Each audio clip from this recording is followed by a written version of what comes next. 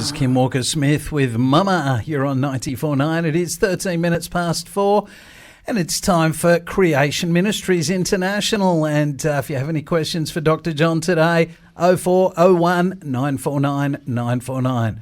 Now, Dr. John, it's great to have you back again. Apparently you've been jet-setting all around the world. You've just been to a country called Western Australia. Oh, no, it's a long way away. Most people have never been there. But what was that country like? Yeah, no, it was fine. Yeah, we went over to Perth last week, got back on Sunday night, and went over. My daughter, who was an external student at Curtin University, went over for graduation. So my wife and I went over to give her a bit of support. Exciting. And yeah, Perth was still there. It's because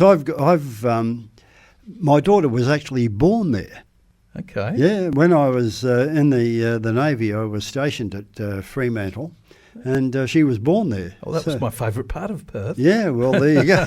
Well, the Fremantle people wouldn't call themselves part of Perth, of course. Yeah, but no. And you were saying it was cold over there as well. It was. I'd been watching the temperatures, and for a few weeks ago, Perth was warmer than Sydney. I mean, we went through a pretty cold winter.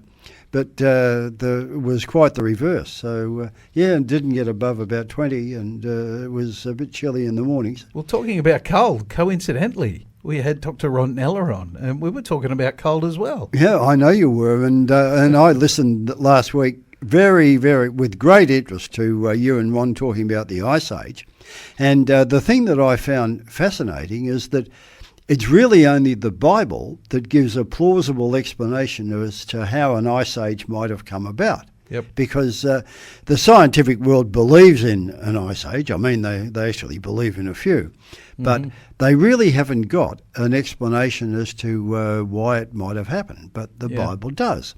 And, of course, you know, it's Noah's flood again. You know, I mean, Noah's flood was responsible for most of the things that we see around us, and the oil and the gas and the coal and all of those things that we have are all part of the outcome of Noah's flood. Yep.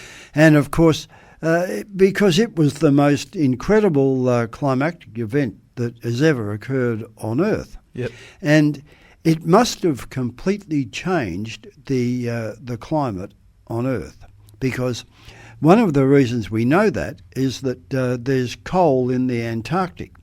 Now, I mean, if the Earth was entirely covered with water, which is what the Bible says happened during the flood, the only way coal could be in the Antarctic was if it grew there, or if the water had transported it there, but the water can't transport it there through ice. So the fact that it's there buried in the Antarctic means that probably wasn't an ice cap. Yes. You know, so what was it about the flood that absolutely transformed the Earth's climate? You know, so anyway, we're speculating a bit too, because the Bible doesn't clearly spell it out. But what it does tell us, because we know that the cause of the flood was not just the 40 days and 40 nights of rain, but it was also the fountains of the great deep broken up, which we interpret as being volcanic eruptions, and so most, not maybe most, but quite a lot of the water was underground water, as well as the rain from now, of course, the skies. This is stuff that wouldn't have been known when the Bible was written. Now, a lot of these, giant aquifers underground have been found since. Of course, science has sort of come up with some, experiment or way of finding these giant sort of water bodies. Like over in Western Australia, apparently there's a gigantic one over there that's got, as much as an ocean of water in it. But when they wrote the Bible, they didn't know that. Yeah, they just said, as the Holy Spirit revealed it to Moses, that the fountains of the great deep were all broken up. Anyway, what that would have left at the end of the flood was warm water. So the floodwaters were warm. Now, the Bible tells us that at the end of the flood, the mountains rose and the valleys sank down. So that's where all the torrential runoff that formed the valleys would have come from. But then, and I'm sure it didn't all happen overnight. These were processes that were going on. But then we're left with, a mountainous earth covered by quite a fair bit of water, and that water is warm. And the climate is now completely different. We're exposed to the sun and so on. So the warm water would have caused a whole lot of evaporation, which then started to fall as snow. Yep. And it did that over the course, we believe, of about 600 or 700 years. And that snow impacted, and the Ice Age was mostly in the northern hemisphere, and it just continued to expand. So it was basically a really good ski season. Yeah, oh, excellent. You'd have loved it. Yeah, but and some of your ancestors, Mick, who were the Neanderthals, they were there anyway. I'm sure they had some old tree trunks and turned them into snowboards or something. Yeah, they would have been pretty good. But anyway, there you go. And so that would have then locked up a whole lot of water in the form of ice. So that the water levels would have been much lower. Yeah. And what do we find? We find that there are a number of underwater cities at the present time. Yep. Now, if the Ice Age lasted for, say, 600 or 700 years, in those centuries, with the water levels much lower, people would have built cities near the water's edge. But as the Ice Age finished and the waters started to melt and the water level started to rise, then those cities then became underwater cities. So they have been discovered and they're there. Yeah. But they could have been inhabited for several centuries and built over that period of time. So yeah, I think it's very, very interesting. A lot of it, of course, as I said, is speculation, but it's intelligent speculation based on what we know the Bible tells us. It makes a lot of sense too. They find a lot of these sort of cities and not just cities, but things that have been buried under the ice. Now, one of the worldly viewpoints is that, maybe this giant asteroid hit the Earth and there was these, massive waves that caused a lot of the erosion. And, that would have just washed everything. It wouldn't have left anything intact. These waves are meant to be kilometres high. It sort of doesn't make sense when you compare it to the flood, which is explained in the Bible. And it makes so much sense scientifically. We can see how things have been created, and it's almost like, okay, well, if there was a giant flood, that's exactly how it would look. Whereas some of these other theories... Well, there's speculation. There are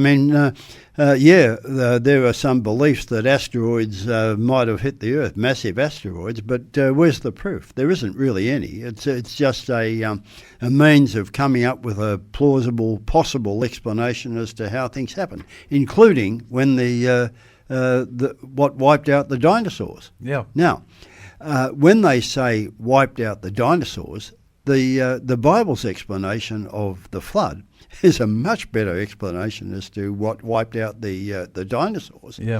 And the problem is, and this was mentioned last week by Ron, if you go back over the last couple of 100 years, 200 years ago was when dinosaurs really started getting discovered, the fossils and so on. And in fact, that's when the name dinosaur was coined, which means terrible lizard. So, they were giving a name to all the discoveries that were being made. But they were so excited by all of these giant reptiles that they were discovering, these huge skeletons, that they really didn't pay much attention to the other things that were buried along with them, like mammals and birds, which did exist at the same time. Yeah. And, they might talk about the age of the dinosaurs, but they're assuming that only dinosaurs were around then. But, of course, they weren't, and mammals and birds were found with them. So, you think that people come up with these stories, but they really should have thought about the mistakes that were made at the time. You know, they didn't include the other mammals and birds that were discovered along with the dinosaurs. Yeah. And when we think about it, we do this sort of thing all the time. You know, you think about the mistakes that were made in Australia. You know, I mean, the Tasmanian settlers and farmers thought that the Tasmanian tiger was a threat to their sheep or whatever, and it's less than 100 years ago that they shot it into extinction. You know, and now, of course, we regret that. We would love to have Tasmanian tigers wandering around the wilds of well, I mean, we might still, but they haven't been discovered. Yeah. So, you know, we made some terrible mistakes, and if you think of other ridiculous mistakes that we made, I mean, importing foxes so that they could chase them on a fox hunt. You know, and look at the damage that they've caused. Rabbits. Yeah. I mean, they only imported, I think, about 12 pairs of rabbits. Didn't take long. It didn't take long. I have a bit of an interesting question for you that's, I guess, a tangent. They're finding stuff under the ice, obviously where the ice used to cover the poles, and places like Greenland and Iceland, and where the giant glaciers are melting away, and they're saying that there's viruses that they're finding now that might come back to harm us. Is that correct? I don't think that's the greatest threat to the world at all. I mean, obviously there might be some viruses that we haven't experienced that are locked away there, but most of the viruses that we currently have come in contact with, okay, there are vaccinations against them, and I want to talk a little bit about that in a moment.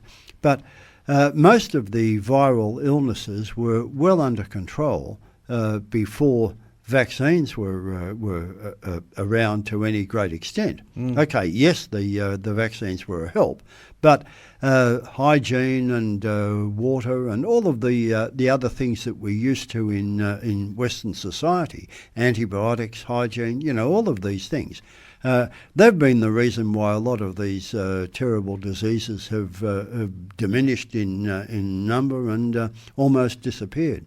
So. Yeah, I don't think that's the greatest threat that we face. I mean, I mentioned rabbits and foxes. What about cane toads? Now look at look at the damage that they have caused. Well, they're coming down here now. Yeah, they are. Yeah, the Queenslanders. Can't get rid of them. But you see, we're doing some oddball things in the name of science that we really don't know what the outcome is going to be. I mean, we believe that Bill Gates is releasing genetically modified mosquitoes and things like that to combat Zika virus and malaria and that sort of thing. Now, who knows what that might produce? That's. I know we look back at history and see so many things that were meant to be awesome. And it's not 2 years later we realise that it wasn't so awesome. In the Snowy Mountains, National Parks and Wildlife, they actually bought the, I think it was a blackberry bush in to stop erosion. That was after the Snowy Mountain scheme was built.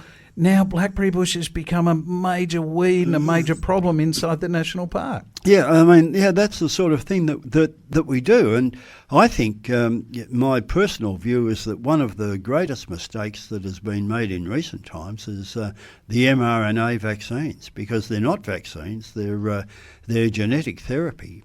And what they do is they get people to manufacture by themselves a foreign protein and then produce antibodies against that protein. So we don't know where that's going to end, but from all reports, the push is on for more mRNA vaccines, and I think that's fraught with danger, and the whole world might live to regret that. It is 27 minutes past 4. You're on 94.9. If you have any questions for Dr. John, send them through to our text line 0401 949 949. was Terrain with Light It Up. You're on 94.9. It's 23 minutes to 5 and we have Dr. John in the studio from Creation Ministries International.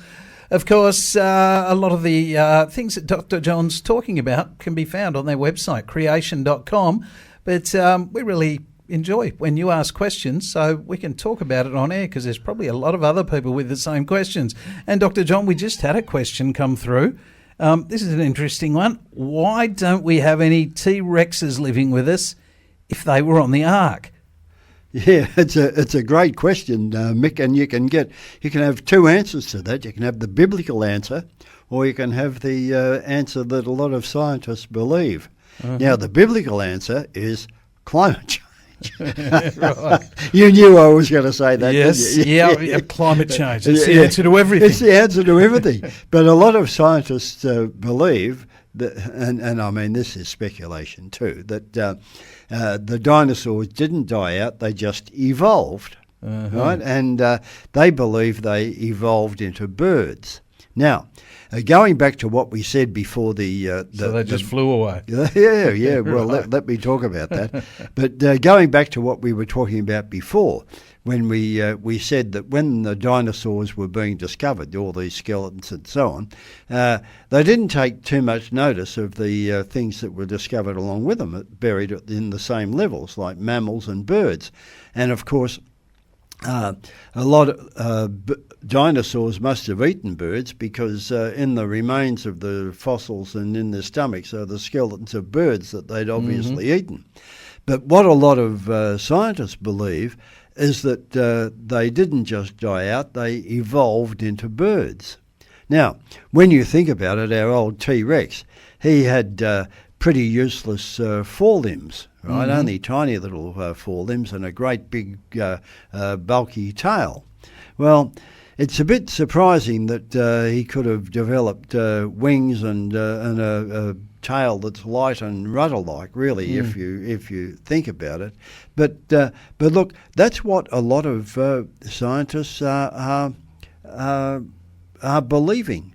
Now, the fact is there haven't been any proven dinosaurs discovered with feathers, and when you think about it, the whole idea is very, very far-fetched. Because where's all the fossils of in between a dinosaur and a bird, the ones in between? Well, there aren't any of those, and of course the difference between birds and dinosaurs and people or other animals are just so profound that you can't imagine how evolution could occur. Because, let's face it, birds have... well, think of T-Rex. He didn't have apparently much musculature for his forelimbs. You know, they were fairly puny little forelimbs. But if you develop those forelimbs into wings, those wings have got to be, in birds, the most muscular part of the bird, because they might have to sustain it for days. The opposite to what a T-Rex is. Absolutely opposite. And but, you know, they suggest that when you go to KFC, you might be eating Kentucky Fried Dinosaur. Well, I think the speculation there is really a bit of a joke. Dr. John, you've mentioned before that, you know, if T-Rexes were on the ark, they probably took like two very young T-Rexes, you know. However, is there anything in the Bible that says they couldn't have possibly, become extinct before the flood? Well, no, but you wouldn't expect that they would, because the climate before the flood would have been very, very conducive to the survival, not just the survival, but the proliferation of animals like dinosaurs, which were reptiles. Yep. Because if it was a very, very even climate and they're cold-blooded, which means they get their warmth from their surroundings, it would have been ideal. We believe climate change was the reason dinosaurs have not been around much post-flood, is because we have cold weather now, you know, which we don't think we had before. Yeah. And that's not conducive to the survival of reptiles, which only seem to be surviving in great numbers in tropical type places. I mean, Yeah. the largest reptile on Earth is the Komodo dragon, and we've got a few, obviously, in Australia where there's a fair bit of warmth. But you don't find them too much in the northern and deep southern latitudes because it's not conducive to their survival. But there's another big difference that I think we ought to take note of too, and that is all of the mammals, the birds, and the reptiles. We've all got this basic body plan with our limbs. Mm-hmm. We have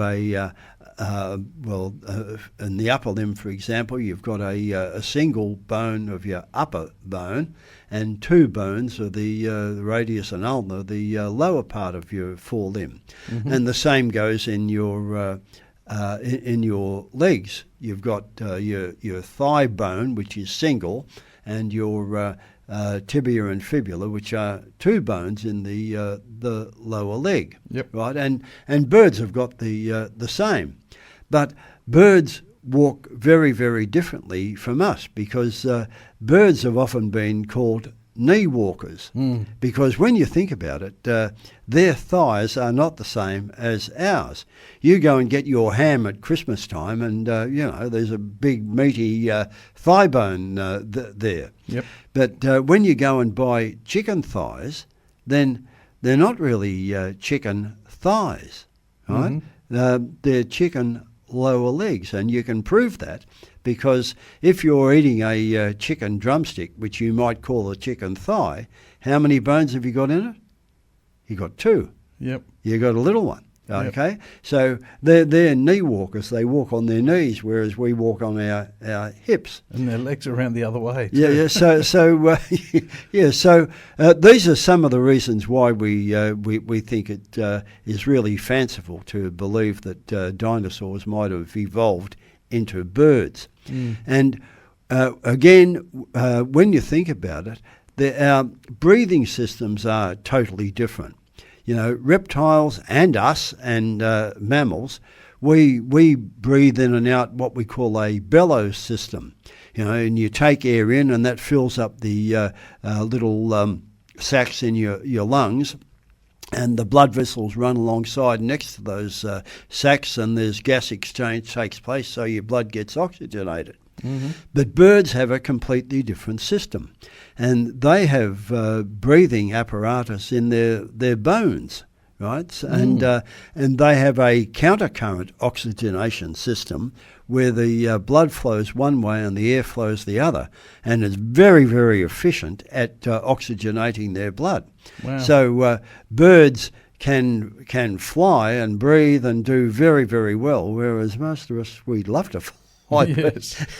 But we can't. Yeah, I tried jumping off the tank once, but it didn't work. It doesn't work. Yeah. So there's all sorts of reasons, really, why that idea of reptiles evolving into birds really is just fanciful. And you've got to think too of what does evolution require?